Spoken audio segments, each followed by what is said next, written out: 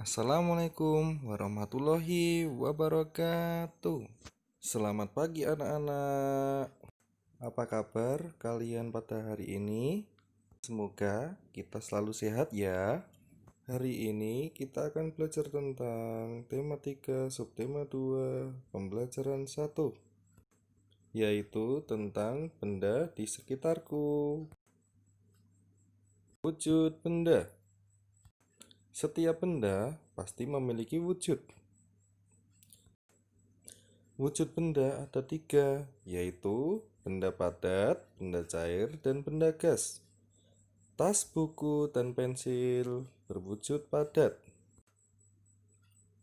Minyak dan air berwujud cair. Gas hidrogen dalam balon berwujud gas. Dapatkah kalian menyebutkan contoh lainnya? Kali ini Pak Guru akan menggambarkan contohnya. Di dapur, Dayu melihat benda-benda yang digunakan untuk memasak. Banyak pula bahan-bahan untuk dimasak seperti bawang, cabai, minyak goreng, dan kecap. Perhatikan gambar dapur rumah Dayu berikut ini. Coba perhatikan gambarnya.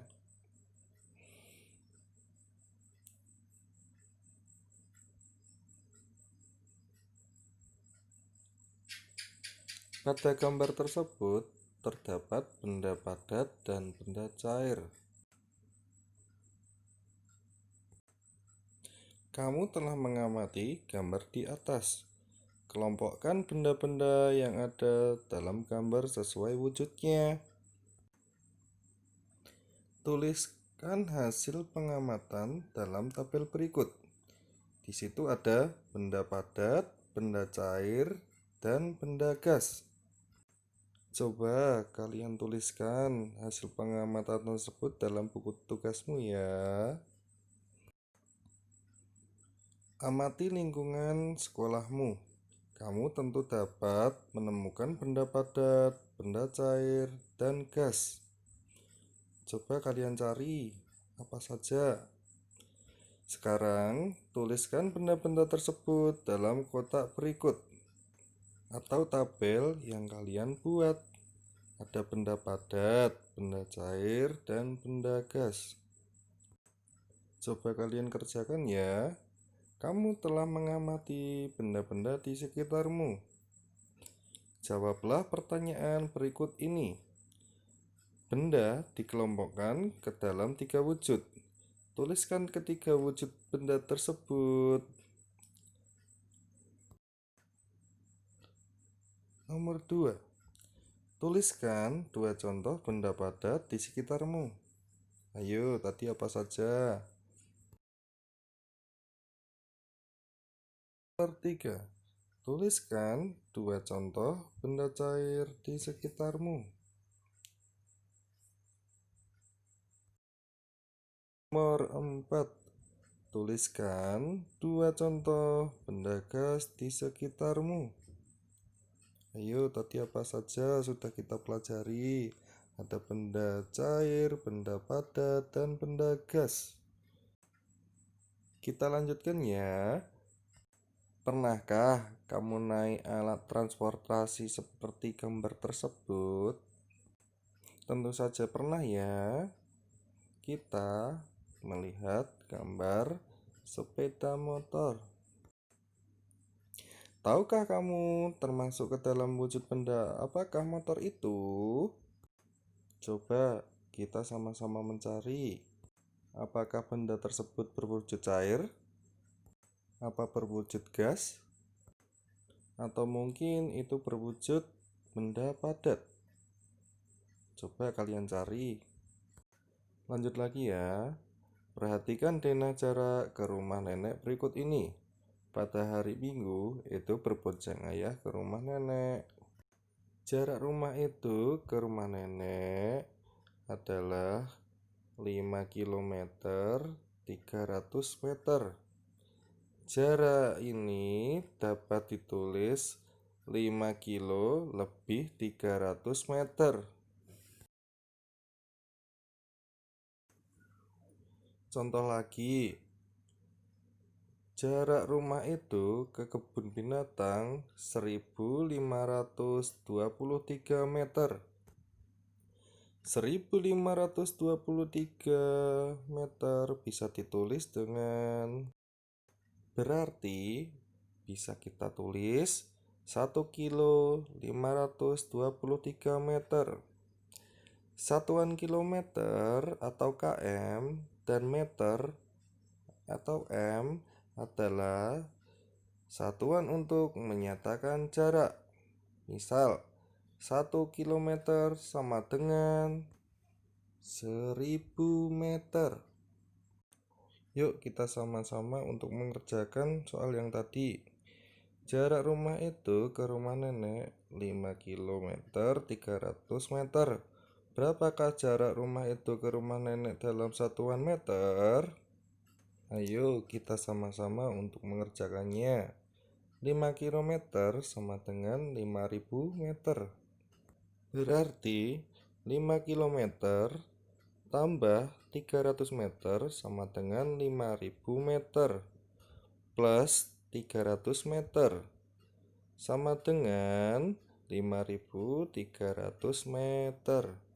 Jadi jarak rumah itu ke rumah nenek adalah 5300 meter. Ada kesulitan dalam soal berikut? Coba tanyakan ke ibu atau bapak guru. Soal kedua, jarak yang harus ditempuh itu dari rumah ke kebun binatang 1523. Berapa jarak rumah itu ke kebun binatang dalam satuan kilometer dan meter? Ayo kita sama-sama mengerjakannya. 1523 meter sama dengan 1000 meter plus 523 meter atau sama dengan 1 kilometer plus 523 meter. Udah paham semuanya? Ada yang ditanyakan? Sudah paham semua? Kalau sudah, kita lanjut lagi. Ada bermacam-macam bentuk bangunan, juga bahan berbentuk bangunan tersebut. Perhatikan denah jarak antar bangunan di bawah ini. Ada sekolah, pasar, kantor pos, rumah sakit, rumah Siti, dan rumah Udin. Dan rata-rata memiliki jarak yang bervariasi.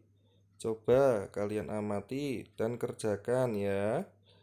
Tentukan jarak dalam satuan meter atau m. Rumah Siti ke sekolah sama dengan titik-titik kilometer, titik-titik meter sama dengan meter. B.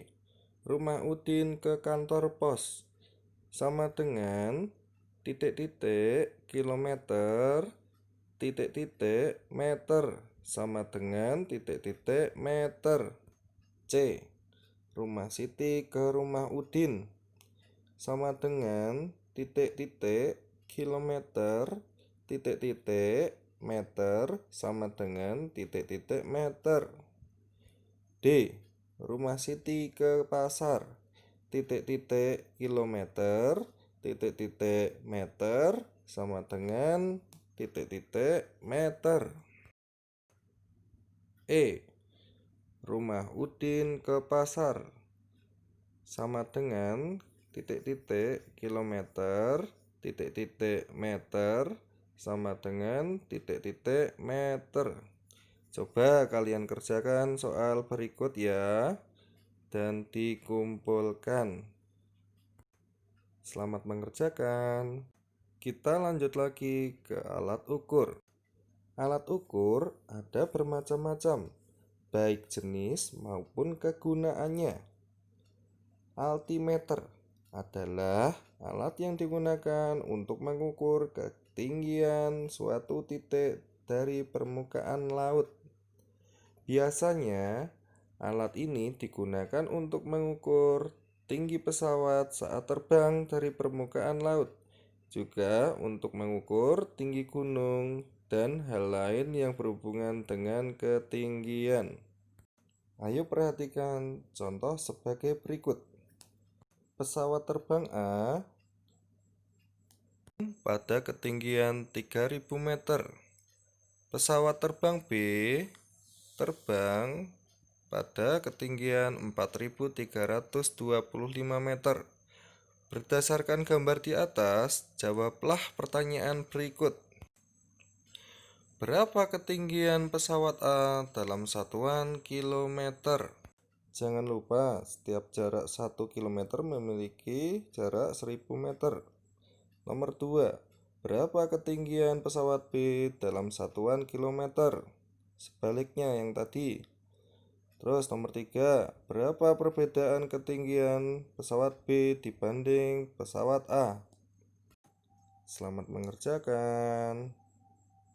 Kalau sudah, kita lanjut lagi ke materi selanjutnya. Pernahkah kamu memperhatikan gerakan tiupan angin? Angin adalah udara yang bergerak. Udara berwujud gas. Gas tidak terlihat, namun dapat dirasakan. Tiupan angin ada yang kencang, lembut, dan sepoi-sepoi. Ada juga angin yang bertiup sangat kencang, seperti angin topan, angin puting beliung, dan lainnya. Sekarang, coba kamu bergerak seolah-olah seperti kertas yang tertiup angin. Perhatikan gambar berikut, gerakan angin sepoi-sepoi. Bergeraklah lemah ke kiri dan ke kanan. Jika angin kencang, bergeraklah dengan hentakan yang kuat ke kiri dan ke kanan. Jika angin puting beliung, geraklah berputar. Cobalah perhatikan gambar berikut. Yang pertama, ada anak bergerak lambat dan ada anak yang bergerak cepat. Jangan lupa dipraktekkan ya. Terus ada anak yang berputar atau bergerak berputar. Coba kalian peragakan. Ada 3 gerakan, yaitu ada gerakan lambat, gerakan cepat, dan gerakan berputar. Dengan mengikuti gerakan di atas, kamu dapat membedakan gerakan kuat dan lemah. Gerakan tersebut seperti tarian. Dalam tarian, selain gerakan tangan dan gerakan langkah kaki, gerakan tangan dan kaki harus selaras dengan irama. Sekarang coba kamu berlatih gerakan kaki terlebih dahulu. Iringilah dengan lagu yang paling kalian suka. Jangan lupa berlatih ya. Berlatihlah dengan gerakan kaki, dengan gerakan lembut seperti pohon yang melambai ditiup angin sepoi-sepoi, dan gerakan pohon yang ditiup dengan angin kencang.